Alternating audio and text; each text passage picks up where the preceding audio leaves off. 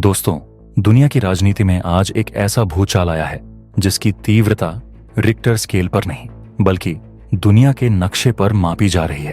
अब तक हम सुनते थे कि छोटे देश सुरक्षा के लिए अमेरिका की तरफ भागते हैं, लेकिन इतिहास में पहली बार अमेरिका का सबसे पुराना साथी, नाटो का एक अहम सदस्य, आज खुद अमेरिका के डर से थर थर कांप रहा है। एक ऐसा संकट खड़ा हो गया है जहां सुपर पावर अमेरिका अपनी ही सेना को अपने ही दोस्त के घर में घुसने का आदेश देने की तैयारी कर रहा है। हालात इतने बिगड़ चुके हैं कि यूरोप के बीचों बीच एक नया युद्ध भड़कने की नौबत आ गई है। गोली मारने तक की धमकियां दी जा रही हैं। और दोस्तों, इस घबराहट और अराजकता के बीच जब यूरोप को कोई रास्ता नहीं सूझ रहा, तो उन्होंने अपनी उम्मीद की आखिरी किरण किस देश में देखी है? उन्होंने मदद की गुहार किसके सामने लगाई है?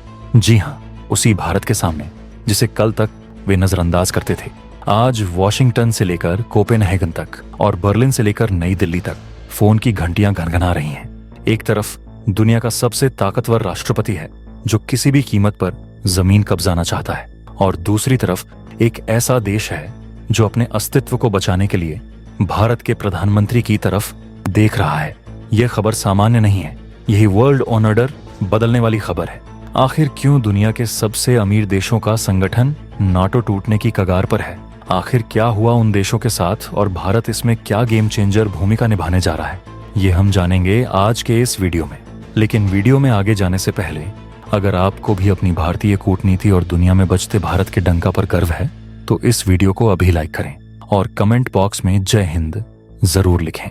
याद रहे, जय हिंद कहना हम सब के लिए गर्व की बात है। तो चलिए अब इस पूरी खबर की परतों को खोलते हैं। दोस्तों, यह मामला शुरू होता है दुनिया के सबसे बड़े द्वीप ग्रीनलैंड से। आप में से बहुत से लोग जानते होंगे कि ग्रीनलैंड भौगोलिक रूप से उत्तरी अमेरिका के पास है, लेकिन राजनीतिक रूप से इस पर यूरोप के देश डेनमार्क का अधिकार है। लेकिन अमेरिका के राष्ट्रपति डोनाल्ड ट्रंप ने एक ऐसा ऐलान कर दिया है जिसने पूरे यूरोप में हड़कंप मचा दिया है। ट्रंप ने अपनी पुरानी इच्छा को फिर से दोहराते हुए कहा है कि वह डेनमार्क से ग्रीनलैंड को खरीदना चाहते हैं। लेकिन इस बार बात सिर्फ खरीद फरोख्त की नहीं है। इस बार ट्रंप की भाषा में कब्जे की बू आ रही है। ट्रंप प्रशासन ने साफ संकेत दिया है कि अगर ग्रीनलैंड अमेरिका का नहीं हुआ तो एक दिन उस पर रूस और चीन का कब्जा हो जाएगा, और अमेरिका अपनी सुरक्षा के लिए ऐसा नहीं होने दे सकता। ट्रंप ने यहां तक कह दिया है कि ग्रीनलैंड को हासिल करने के लिए वह अपनी सेना का इस्तेमाल करने से भी नहीं हिचकेंगे। इसे अंतरराष्ट्रीय राजनीति में साम दाम दंड भेद की नीति कहा जाता है। अमेरिका ने एक तरफ तो ग्रीनलैंड की 57,000 की छोटी सी आबादी को लुभाने के लिए हर व्यक्ति को $50,000 से $1,00,000 यानी करीब 80 लाख रुपए देने का लालच दिया है, और दूसरी तरफ यह धमकी दी है कि अगर प्यार से नहीं दोगे तो हम छीन लेंगे। यह धमकी किसी दुश्मन को नहीं बल्कि नाटो के ही एक सदस्य देश डेनमार्क को दी गई है। अब जरा डेनमार्क की प्रतिक्रिया देखिए, जिसने आग में घी डालने का काम किया है। डेनमार्क ने अमेरिका को दो टूक जवाब देते हुए कहा है कि ग्रीनलैंड बिकाऊ नहीं है। डेनमार्क के रक्षा सूत्रों ने यहां तक कह दिया है कि अगर अमेरिकी सैनिक ग्रीनलैंड की धरती पर कदम रखते हैं तो हम पहले गोली मारेंगे और उसके बाद बात करेंगे। सोचिए दोस्तों, एक तरफ अमेरिका और दूसरी तरफ डेनमार्क, दोनों नाटो के सदस्य हैं।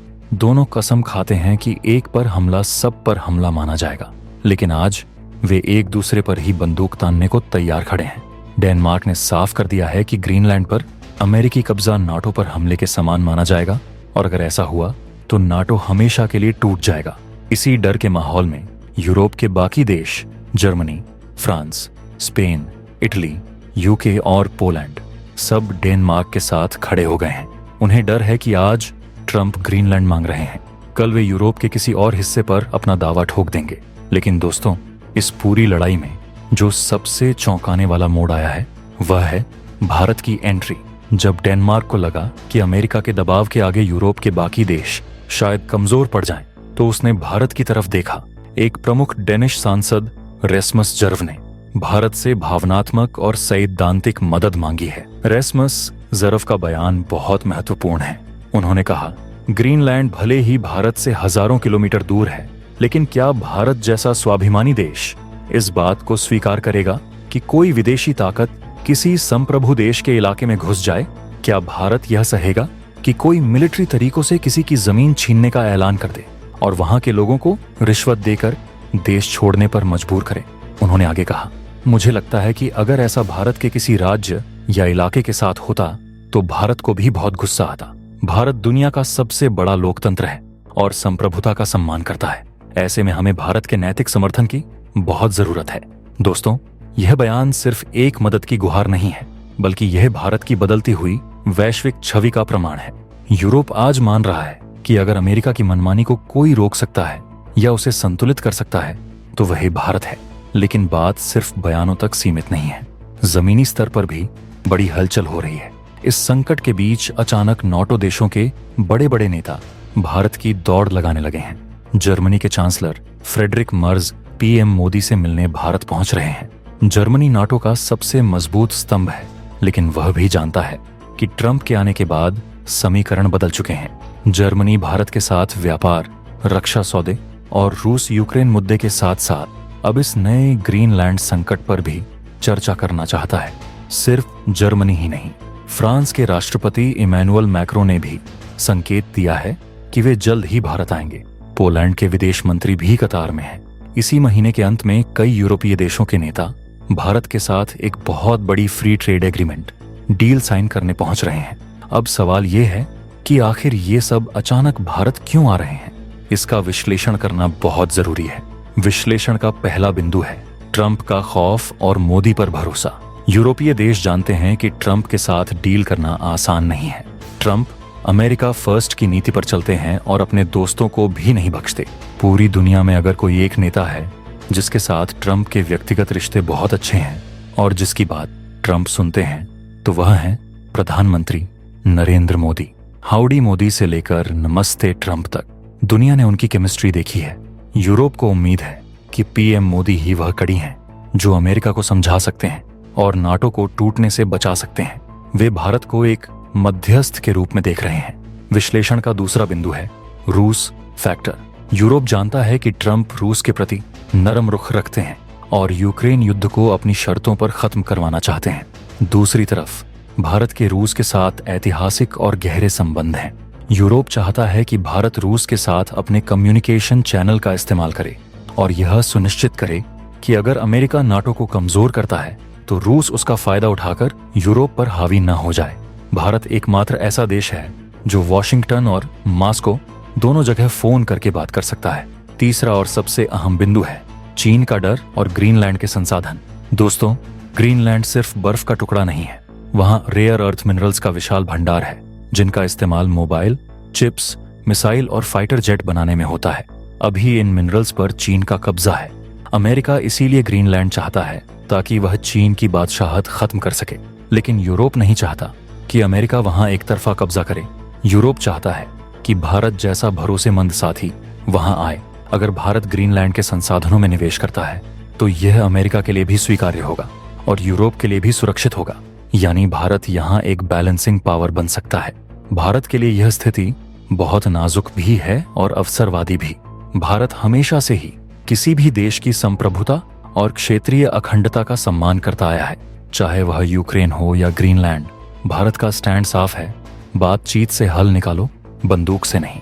डेनमार्क की यह अपील भारत को ग्लोबल साउथ की आवाज के साथ साथ अब ग्लोबल पीसमेकर की भूमिका में भी ला खड़ा करती है। भारत सरकार बहुत फूंक फूंक कर कदम रख रही है। हम अमेरिका से अपने रिश्ते खराब नहीं करना चाहते, लेकिन हम यह भी नहीं चाहते कि अंतर्राष्ट्रीय नियम कायदे टूट जाएं। इस पूरे घटनाक्रम में एक बात तो शीशे की तरह साफ हो गई है, अब दुनिया के बड़े बड़े फैसले लंदन, पेरिस या बर्लिन में नहीं हो रहे। अब दुनिया के संकट मोचन का रास्ता नई दिल्ली से होकर गुजरता है।